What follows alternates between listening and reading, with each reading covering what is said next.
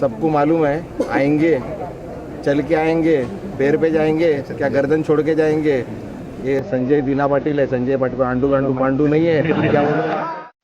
ठाकरेंच्या 6 खासदारांचा आज उपमुख्यमंत्री तथा शिवसेनेचे नेते एकनाथ शिंदे यांच्या उपस्थितीत शिवसेना पक्षात प्रवेश झाला। त्यावेळी एकनाथ शिंदेंनी सर्व 6 खासदारांच्या कार्याचं कौतुक करत 6 टायगर शिवसेनेत दाखल झाल्याचं म्हटलं।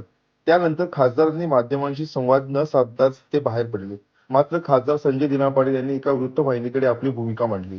स्वतःहून उद्धव ठाकरेंकडे गेलो नव्हतो, मी आमदारकी खासदारकी मागायला गेलो नव्हतो, मला उद्धव ठाकरेंनी स्वतःहून बोलावलं होतं असं म्हणत आपल्या प्रवेशानंतर आक्रमक भूमिका मांडली। तसेच जोडा मारा असं म्हणणाऱ्यांनाही इशारा दिला। कुणाच्या भडकवण्यावरून बळी पडून कोणीही कोणतेही कृत्य करू नये, अन्यथा एखाद्याला दवाखान्यात तर कुणाला स्मशानात जावं लागेल अशा शब्दात ठाकरेंच्या शिवसैनिकांना इशारा दिला। त्यामध्ये आम्हाला उद्धव ठाकरे यांच्या सोबत कोणती अडचण नाही, मात्र काही लोकांनी दिलेली आश्वासने पूर्ण करण्यात आलेली नाहीत। मी त्यांच्यासोबत राहावं असं त्यांना वाटत नाही। मी सर्वांच्या समोर जाऊन भेटतो, ते उभे राहिल्यात 10 लोक आहेत, मी गेल्या 100 लोक उभे राहतात। उद्धव ठाकरेंनी त्यांच्या मतदारसंघात जाऊन सभा घेतली। यावेळी संजय राऊतांनी केलेल्या भाषणावरून त्यांनी पलटवार देखील केला। मला सुरक्षेची गरज नाही, सुरक्षा त्यांनाच द्या। जर कोणी त्यांच्यावर हल्ला केला तर त्यांचा आरोप माझ्यावर येईल। मी तर पोलिसांसमोरच मला सुरक्षा देऊ नका असे सांगितले आहे।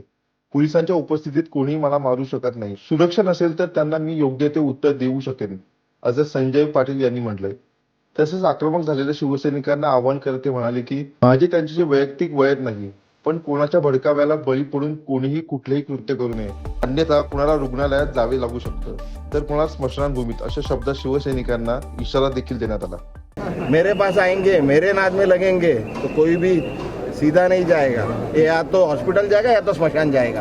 हमारे नाद में लगेंगे तो घर में घुस के मारूंगा, हाँ सिक्योरिटी रहा बम मार दूंगा।